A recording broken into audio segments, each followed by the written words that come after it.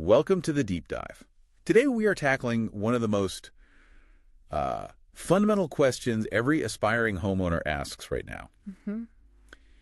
Do you really, truly need a realtor to buy your home? It's the big one. It is a phenomenal culture. I mean, think about it. A decade ago, you needed a professional just to even see a listing. Right. Now you've got high-quality photos, virtual tours, price histories, digital contract platforms. They're everywhere. It feels like it's all at your fingertips. Exactly. It feels like the entire purchasing process is accessible with just a few clicks. So why introduce a middleman? Why potentially pay a percentage when you're already making the biggest financial stretch of your life? And that is completely valid skepticism. Our mission in this deep dive isn't to, sell you on a realtor. Yeah. It's to give you the most efficient shortcut possible to an informed decision. We're going to weigh the precise pros and cons of taking the purchase solo versus, hiring a professional advocate. So you understand exactly what you're getting. Exactly. So you understand what expertise, what protection, and what crucial market access you're either gaining or forfeiting. And before we jump into the mechanics, let's frame this with a pretty powerful data point. This always surprises people. Despite all the digital advancements and all those DIY resources, something like 89% of home buyers still choose to work with a realtor. 89%. That vast majority clearly finds value there. The question is, what is that value really? Well, that 89% figure implies that the human element, that professional shield, it's still outweighing the digital accessibility. Going solo is absolutely possible, but you have to look at the challenges with clear eyes. You are bypassing years of professional expertise, specialized tools, and network connections that are, frankly, designed to mitigate risk and increase your speed. Okay, let's unpack this. Let's start by giving the solo route its due credit. What is the single biggest psychological and practical draw for skipping the agent? Well, for the really highly motivated person, it comes down to two things: control and potential savings. Okay.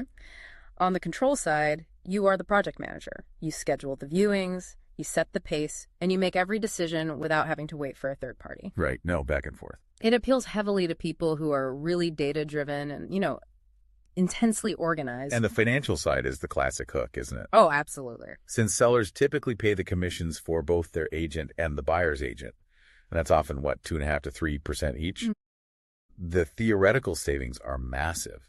A solo buyer might try to negotiate a lower price by asking the seller to, share some of that commission savings. And that potential savings is real, but it's so critical to understand that it's not guaranteed. Well. When a seller saves, say, 6% on commissions, they often just pocket the difference. Right. Why wouldn't they? Exactly. A solo buyer must be an extremely skilled negotiator to make sure those savings are actually passed on to them in a lower sale price, especially in a competitive market. But what the solo buyer does gain automatically is what you call knowledge gold for future transactions. Yes. You're forced to do the work. You are forced to research comparable home prices, to understand neighborhood trends intimately, and get familiar with the whole legal buying process. And that forced education pays dividends forever. You're building a skill set. Okay. But here's where it gets really interesting, and it's the biggest challenge facing the solo buyer. What's that? Access and data. The real estate community operates on the multiple listing service, the MLS. Right. And this isn't just a faster version of Zillow. It's the proprietary database that agents use for precise objective valuation. Okay, so can you break that down? Why does that access matter beyond just, seeing a listing a day earlier? Absolutely. So speed is one thing. Many properties are sold before they ever even appear on public sites. But the data is the key. Agents use the MLS to pull specific, nuanced, comparable sales data that appraisers rely on. Get the real numbers. The real numbers. If you, the solo buyer, offer a price based on incomplete or, skewed public data, you risk overpaying significantly. Or the opposite, I guess. Or, conversely, having your offer rejected instantly because you just lack the precise comps to justify it. You're always playing catch-up with objective valuation. And on top of that, you also have to acquire instant expertise. The risk here feels immense. It is. I mean, buying a home involves complex legal contracts, purchase and sale agreements, disclosures, local regulatory compliance. It's a mountain of paperwork. And you're trying to match years of an agent's experience, in your spare time, while absorbing all that legal risk yourself. And this is where thousands of dollars are lost. An overlooked clause can be catastrophic. For example, Yeah, give me an example. if you miss the deadline for removing a financing contingency, which happens all the time because you're juggling lender communication, appraisal scheduling, closing docs, Yeah. you could lose your earnest money deposit. Which could be tens of thousands of dollars. Tens of thousands of dollars just because you didn't manage the timeline correctly. That's the kind of risk a professional manages daily. And that leads right into the negotiation imbalance, doesn't it? Mm-hmm. When you go solo, you are negotiating against a professional, the seller's agent. And that person is contractually bound to get the highest possible price for their client. And they are trained to deal with emotional, untrained buyers. They know exactly what comparable homes sold for last month. They know the seller's urgency, and they can spot emotional attachment from a mile away. So it's like going into court without a lawyer, even if you read a few law books. That's a perfect analogy. The seller's agent sees you as an easy mark who might be willing to overpay because you lack the objective proprietary data needed to hold a firm line. That's a powerful argument for that 89%. So let's pivot now to why the vast majority of buyers still choose professional help. It's not just about unlocking doors. A good realtor acts as your personal advocate and your risk manager. That advocacy role is about protection you don't even know you need. What do you mean? They screen the property, they ask specific questions about the HVAC age, the roof condition, potential unpermitted work. If a property is priced low, an agent knows to ask. Is this low because of a bad smell, a hidden foundation issue, a problematic HOA? Things you wouldn't even think of. They spot potential problems you, as an untrained buyer, might never think to look for. And we talk about market knowledge in these general terms, but an agent's knowledge goes so much deeper than just surface level prices. It has to. They know where the market is going, not just where it has been. They do. They know which neighborhoods are trending up based on, local rumors about a major corporate headquarters moving in, or which specific areas have upcoming transit or infrastructure projects that could significantly impact future value. So they can prevent you from jumping on what looks like a great deal on Zillow, only to discover it's actually overpriced based on local dynamics and recent non-public MLS sales data. So let's clarify the financial reality one more time, because this is so crucial to the decision. It is. We said the seller almost always pays the buyer's agent commission. So what does this actually mean for your wallet as the buyer? For the vast majority of standard transactions, the professional help does not come directly out of your bank account at closing. It doesn't. The seller's proceeds cover the commission. You are receiving professional advice, market access, and legal protection that is essentially underwritten by the seller. So that's why the math works out for most people. This is why for most first-time and even repeat buyers, the risk-reward calculation leans so heavily toward using an agent, because the cost to you is usually $0, while the cost of a mistake can be immense. It's an investment the seller makes to ensure the deal closes smoothly. However, let's be balanced here. Working with an agent does have drawbacks. What's the biggest frustration for a buyer? The main frustration is the compromise on autonomy. Control again. Right. If you require complete minute-by-minute control over every single detail, working with an agent means shared decision-making.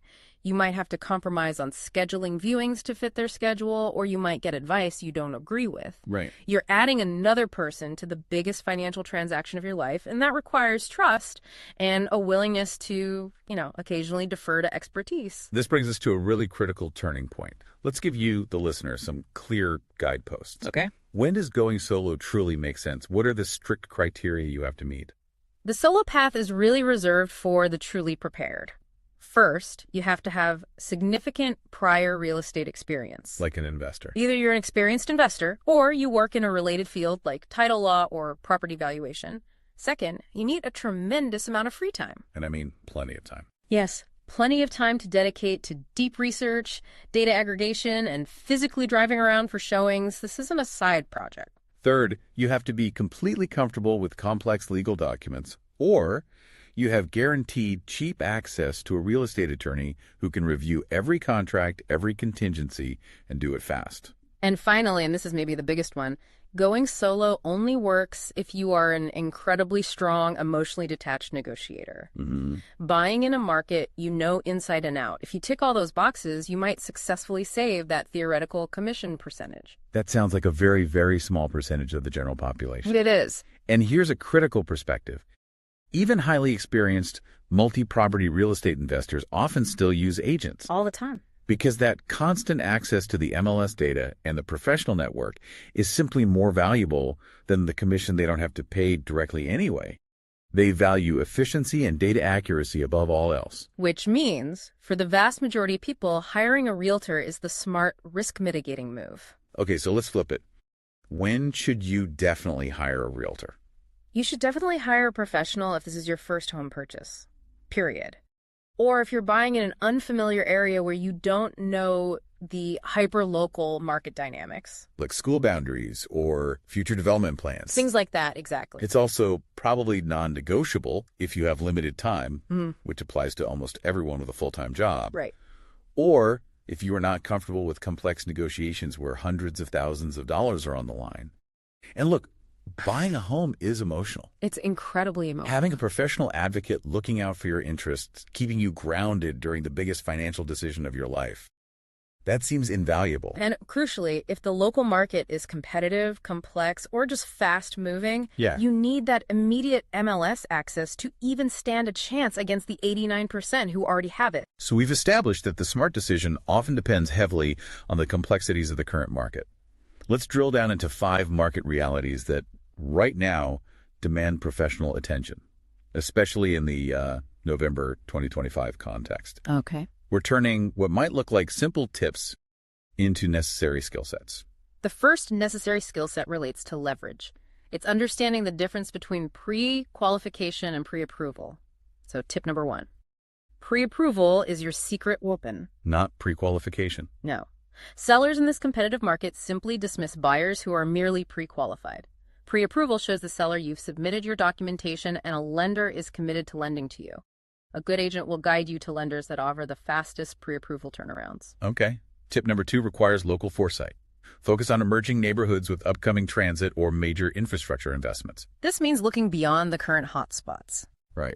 And the agent's knowledge of city planning and local government proposals is critical here, because those are the areas where you find the best value appreciation, but only if you know when that infrastructure is actually coming online. Tip number 3 demands financial expertise. Be strategic about condition versus location. We see so many buyers avoiding fixer-uppers. I can see why. It's scary. It is scary, but a house needing cosmetic work in a prime location often provides better long-term value than a perfect move-in-ready house in a declining or static area. But the risk is underestimating the cost. Exactly. A solo buyer might grossly underestimate the cost of that cosmetic work. An agent can connect you with contractors quickly to get ballpark estimates before you even make an offer. Okay, tip number 4 leverages seasonal timing. This is the winter buying advantage. Yes. Fewer active buyers means less competition, which gives you significantly more negotiating power. Everyone wants to move in the spring or summer, but the smart money understands that a house listed in January is likely being sold by an urgent seller. And an agent can help you exploit that urgency. Got it. And the last one. And finally, tip 5 addresses the anxiety around interest rate timing. With rates fluctuating, if you find the right property, you should probably buy now, provided the overall price makes sense for your budget. You can't time the market. You can't. A professional knows how to write an offer that might include a temporary rate buy down, or, more commonly, they remind you that you can always refinance later if rates drop further. Securing the perfect home in a competitive market is often the greater immediate challenge. So that really brings us to the core takeaway of this deep dive. While the solo route offers maximum control and a theoretical chance at commission savings, the expertise, the instant market access, and the professional negotiation skills of a good realtor, they typically save a buyer far more money and legal headaches than they cost. Especially since the seller is usually covering that cost anyway. Look, every buyer's journey is different. It requires different levels of hand-holding. But the key is making an informed decision that fits your specific situation, your available time commitment, and most importantly, your comfort level with taking on significant legal and financial risk. Especially when you're dealing with one of the largest transactions of your life. Precisely. Which raises the final critical question for you to consider as you move forward. Okay.